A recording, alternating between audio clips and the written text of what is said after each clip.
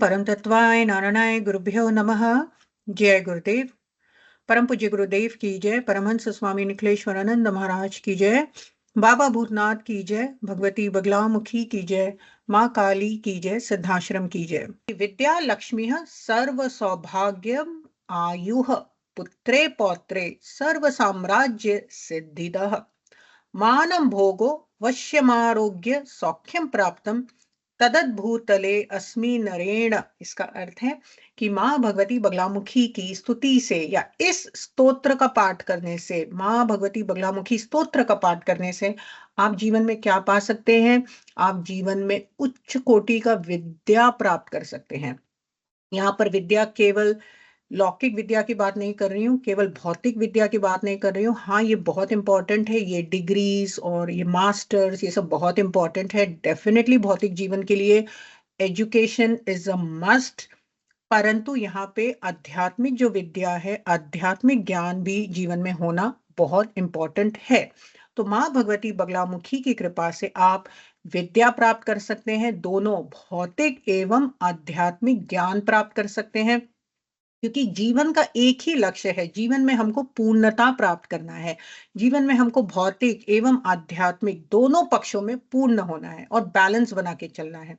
तो भगवती बगलामुखी ही ऐसी देवी है जो आपको हर प्रकार का विद्या दे सकती हैं, आपको हर प्रकार का ज्ञान दे सकती हैं।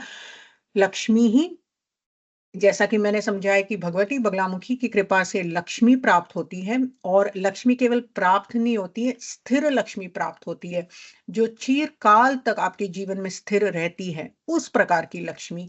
यह नहीं कि आज मैंने 1,000 रुपया कमाया और कल को मेरा खर्चा हो गया 5,000, क्योंकि मुझे घर का बिल भरना है और इलेक्ट्रिसिटी का बिल भरना है और कार का बिल भरना है।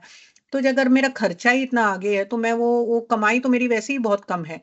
और तो ऐसा लक्ष्मी, और ऐसी लक्ष्मी की कई बार देखा है कि हमने कुछ कमाया तो उसका चोरी, मैं रास्ते में चल रही हूँ, मैं 1,000 रुपया बैंक से, अभी मैंने एटीएम निकाला, रास्ते जाते जाते किसी ने मेरा पॉकेट मार लिया, तो वो लक्ष्मी क्या लक्ष्मी हुई? ठीक है। तो इसीलिए लक्ष्मी को हम लोग अपने शास्त्रों में चंचला भी कहते हैं। लक्ष्मी कहीं एक जगह जल्दी टिकती है नहीं। और लक्ष्मी जल से उत्पन्न हुई है, समुद्र से उत्पन्न हुई है, और जल भी कभी एक जगह टिकता नहीं। जल हमेशा एक प्रवाह में चलता है, हमेशा उसकी धारा चलती रहती है।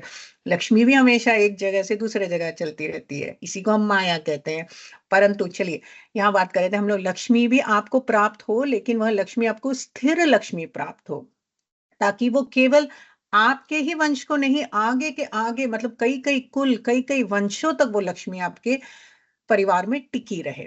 ऐसा ना हो कि आपने तो बहुत धन कमाया और आपके जाने के बाद, चलो बच्चों तक तो रह ही जाता है, उसके जो नेक्स्ट जनरेशन है शायद कुछ है ही नहीं। कई बार हमने देखा है राजा से रंक, कई बार हम लोग देखते हैं बहुत बड़ा कोई राजा, बहुत बड़ा कोई उत्तराधिकारी, उसको रंक बनने में शनि भगवान की कृपा भी हो जाती है, राजा से रंक तुरंत बन जाता है कोई।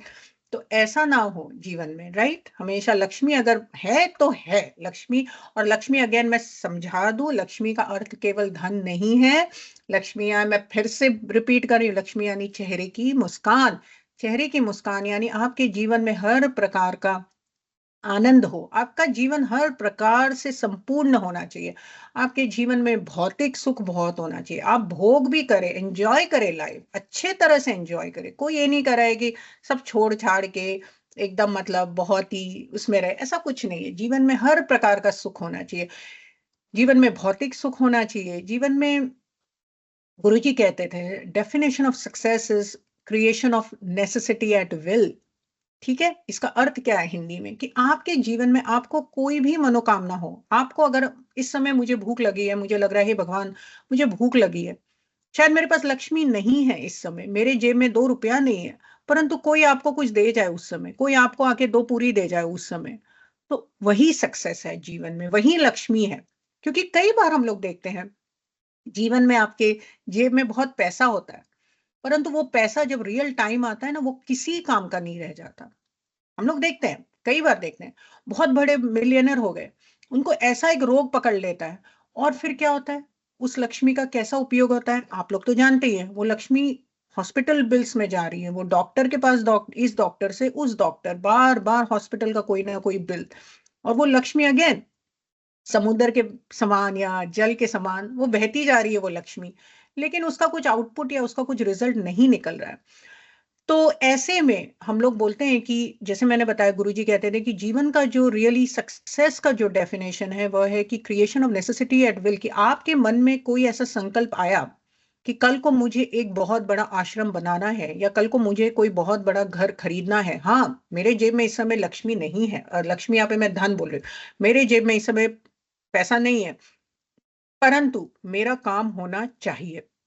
आप लोग देखेंगे कि जो गुरु लोग होते हैं, राइट, ये जो महान सिद्धाश्रम के गुरु जो अवतरित होते हैं, या आप बड़े बड़े गुरुओं का कभी ऑटोबायोग्राफी पढ़िए, जब आप योगानंद जी की ऑटोबायोग्राफी पढ़ेंगे, या किसी भी विवेकानंद जी की ऑटोबायोग्राफी पढ़े, या प्रभुपाद की ऑटोबायोग्राफी, इनकी जब आप स्टोरीज पढ़ेंगे, इनका जब आप लाइफ या चरित्र देखेंगे या सुनेंगे, उनके जेब में कभी पैसा नहीं होता था, उनके जेब में 2 रुपया भी नहीं होता था। आपको क्या लगता है, जब योगानंद जी आए थे हमारे कैलिफोर्निया वेस्ट में, जब मैं उनकी स्टोरीज पढ़ती हूँ, खाने को उनको अट्टा नहीं था। ये सोचिए कितने पुरानी बातें हैं, मतलब कितने साल पहले, जहां रियली शायद हो सके बहुत ही कम इंडियंस दिखते भी होंगे उस समय। तो जब ऐसे महान गुरु लोग जब अवतरित होते हैं, वो किन किन किन किन मतलब प्रॉब्लम से गुजरते हैं, और उनके सच में उनके जेब में कोई धन नहीं होता है, फिर भी वो बिना धन के, उनकी संकल्प शक्ति इतनी मजबूत होती है। उनका जो संकल्प होता है ना, एक विल पावर, और एक वो मन में अगर आ गया, और वो करके ही जाते हैं, चाहे उनके जेब में 2 रुपया हो या ना हो, कहीं ना कहीं से भगवान ही उनका कार्य करवाते हैं। ऐसा देखा गया है। तो ये जरूरी नहीं कि अगर आपके जेब में धन है तो आप जीवन में पूर्णता प्राप्त कर चुके हैं, क्योंकि बहुत बार देखते हैं कि जीवन में धन होकर भी बहुत लोग ऐसे ऐसी बाधाओं में पड़ जाते हैं, ऐसे ऐसे बड़े बड़े एक्सीडेंट्स में फंस जाते हैं, लीगल केसेस में फंस जाते हैं, जहां पे आपका लक्ष्मी और आपका धन केवल ऐसे ही मतलब बर्बाद हो रहा है। तो यहाँ पे हम लोग कह रहे थे कि लक्ष्मी यानी अगेन जीवन में केवल धन ही नहीं, सब कुछ लक्ष्मी यानी जीवन में हर प्रकार का आपको भोग और मोक्ष दोनों होना चाहिए, हर प्रकार के आपके जीवन में पूर्णता होनी चाहिए। और वह जो लक्ष्मी है जो चिरकाल तक आपके जीवन में, आपके वंशज में, आपके कई कई वंशज में चिरकाल तक मतलब स्थिर रहे और टिकी रहे एक जगह, वैसी लक्ष्मी जो प्रदान करता है वह भगवती महाविद्या बगलामुखी है। उसके आगे बता रहे हैं कि सर्व सौभाग्यम आयु, हर प्रकार का सौभाग्य, हर प्रकार का आपके जीवन में सौभाग्य हो, और आयु, आप दीर्घायु रहे। कोई नहीं चाहता कि एक्सीडेंट्स हो या कोई व्यक्ति जल्दी चला जाए, ये सब नहीं होना चाहिए, ये किसी प्रकार का दोष होगा।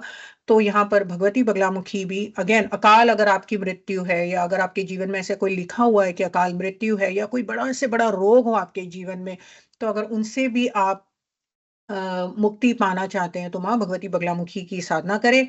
फिर आगे दिया है पुत्रे पौत्रे है। जीवन में मैंने बताया जैसे भोग होना चाहिए, जीवन में मोक्ष होना चाहिए, जीवन में भौतिक जीवन का हर प्रकार का सुख होना चाहिए, पति का सुख होना चाहिए, बच्चों का सुख होना चाहिए, ग्रैंड चिल्ड्रन का सुख होना चाहिए, अच्छे अच्छे वाहनों का सुख होना चाहिए, अच्छे अच्छे पहनने ओढ़ने का भी सुख होना चाहिए, सब सुख होना चाहिए।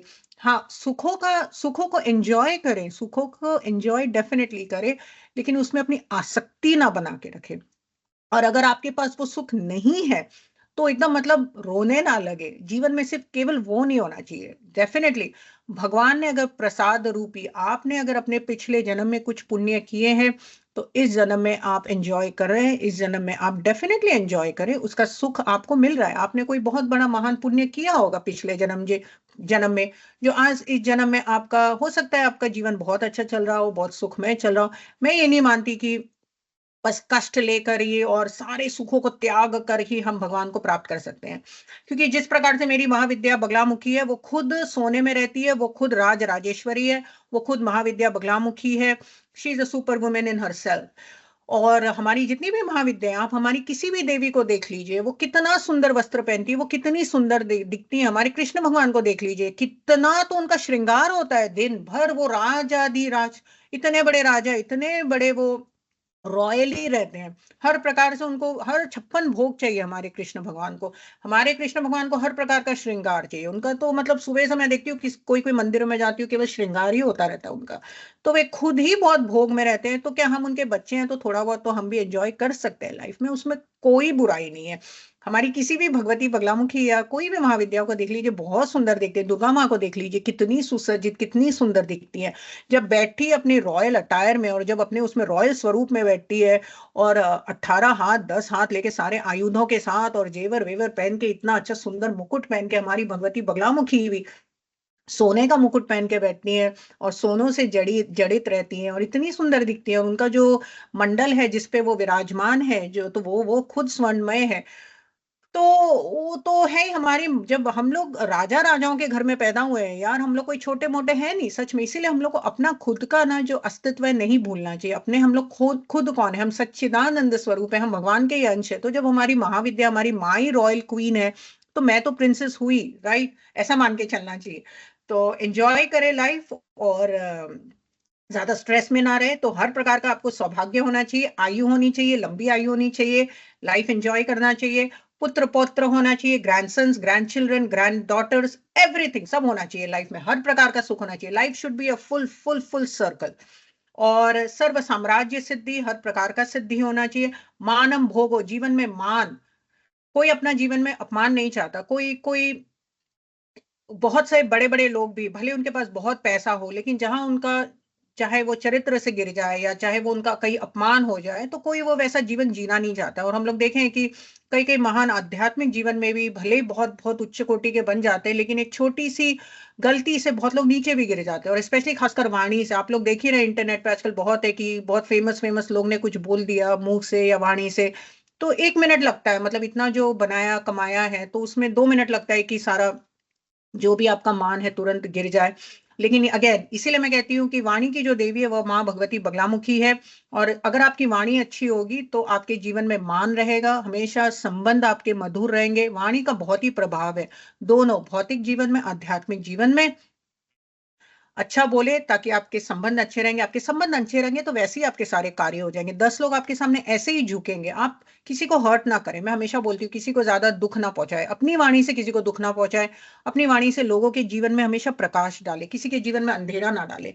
तो अगर आप अपनी मान चाहते हैं, सबसे पहले अपनी वाणी में लगाम रखें। फिर से मैं वाणी की बात कर रही हूँ। अगर मान चाहते हैं, अपने हमेशा एक अपना एक सम्मान चाहते हैं जीवन में, सबसे संबंध बना कर रखें, अच्छे से संबंध बना के रखें। संबंध नहीं बना सकते तो डिस्टेंस रखें, लेकिन अपनी वाणी पे लगाम रखें। और वाणी अच्छी होनी चाहिए, क्योंकि जहां सरस्वती है वहीं ही लक्ष्मी टिकी रहेगी। जिन घरों में सरस्वती नहीं है, जिन घरों में ना ज्ञान है, जिन घरों में लोग बहुत ही कलह करते हैं, जिन घरों में लोग बहुत गाली गलौज करते हैं, आप देखेंगे उनके घर में कभी लक्ष्मी नहीं टिक सकती। तो सरस्वती और लक्ष्मी हमेशा साथ चलती है। और जहां वाणी की बात हुई, जहां लक्ष्मी की बात हुई, वो माँ भगवती बगलामुखी है। बिना माँ भगवती बगलामुखी के ना आपको सरस्वती की कृपा हो सकती है, क्योंकि आपके जीवन में कभी आपकी वाणी पे लगाम नहीं होगी, और ना आपके जीवन में लक्ष्मी स्थिर रह सकती है। तो आप चाहते हैं कि ज्ञान और धन और ऐश्वर्य और भोग, ये सब दोनों परस्पर साथ चलना चाहिए। आपके जीवन में कभी काला धन नहीं होना चाहिए, वो कभी आपके जीवन में नहीं टिक सकता। और अगर आप चाहते हैं कि काला धन अगर आपके घर में आ रहा हो, और आप चाहते हैं कि सारे भोगों का भी आप सुख भोग ले, तो ऐसा सुख कभी ज्यादा जल्दी बहुत लंबा टिकता है नहीं। मेरा अनुभव है, मैंने देख चुकी हूँ बहुत ऐसे फैमिलीज में। बहुत बहुत धन है, लेकिन जहां मैंने बात किया आयु होनी चाहिए, पुत्र होने चाहिए, पौत्र होने चाहिए, तो उनके जीवन में ना आप देखेंगे कि एक्सीडेंट्स होंगे, किसी ना किसी प्रकार का दोष होगा, एक्सीडेंट्स हो गए मैंने बता ही दिया, और कुछ ना कुछ प्रॉब्लम्स, बहुत बड़े बड़े प्रॉब्लम से फंसते हैं। सो ये सबसे बचना चाहिए। तो मान रहे भोगो, वश्यम आरोग्य सौख्यम, मैंने बता दिया। अगेन, अगर आपके जीवन में लक्ष्मी, धर्म युक्त अगर लक्ष्मी अगर आपके घर में आती है, धर्म से जो कमाया हुआ लक्ष्मी अगर आपके घर में आती है, तो वही लक्ष्मी आपके घर में सबसे पहले टिकेगी, और वही लक्ष्मी आपको जीवन में मान देगी, और वही लक्ष्मी आपको जीवन में हर प्रकार का सुख देगी, और वही लक्ष्मी आपको आरोग्य देगी। क्योंकि काला धन या गलत तरीके से कमाया हुआ धन कहीं ना कहीं आपके जीवन में कहीं ना कहीं एक चिन्ह बन के रह जाएगा। या तो आप कभी हमेशा रोगी रहेंगे। और इतना कमाया हुआ धन भी ना, जो लास्ट मिनट आता है, जब आप हॉस्पिटल में पड़े रहेंगे ना, कोई काम का नहीं आएगा। वो लक्ष्मी, वो धन किसी काम का नहीं आएगा। उस समय केवल आपकी बगलामुखी ही काम आएगी। तो बहुत ही सतर्क रहे। मैं फिर से कह रही हूँ कि भोग करें, भोगों को एंजॉय करें, लेकिन धर्म युक्त लक्ष्मी कमाएं, और ज्ञान पूर्ण जीवन जिए, सरस्वती युक्त जीवन जिए, वाणी पर लगाम रखे, और हमेशा अपना सद्बुद्धि यूज करें, हमेशा अपना विजडम यूज करें। और आरोग्य आपके जीवन में बना रहे, प्राप्तम। और उसके बाद इसी यही सब है फलश्रुति कि हे माँ भगवती बगलामुखी, जब मैं आपकी ये स्तुति करता हूँ या मैं आपका स्तोत्र पढ़ता हूँ, तो मुझे ऐसी ऐसी आपकी कृपा प्राप्त हो। फिर से बता देती हूँ, विद्या लक्ष्मी सर्व सौभाग्यमायु पुत्र पौत्रे सर्व साम्राज्य सिद्धि, मान भोगो वश्यम आरोग्य सौख्यम प्राप्तम, तद भूतले अस्मिन् ऋण। जय भगवान। ओम परम तत्वाय नारायणाय गुरुभ्यो नमः। जय गुरुदेव।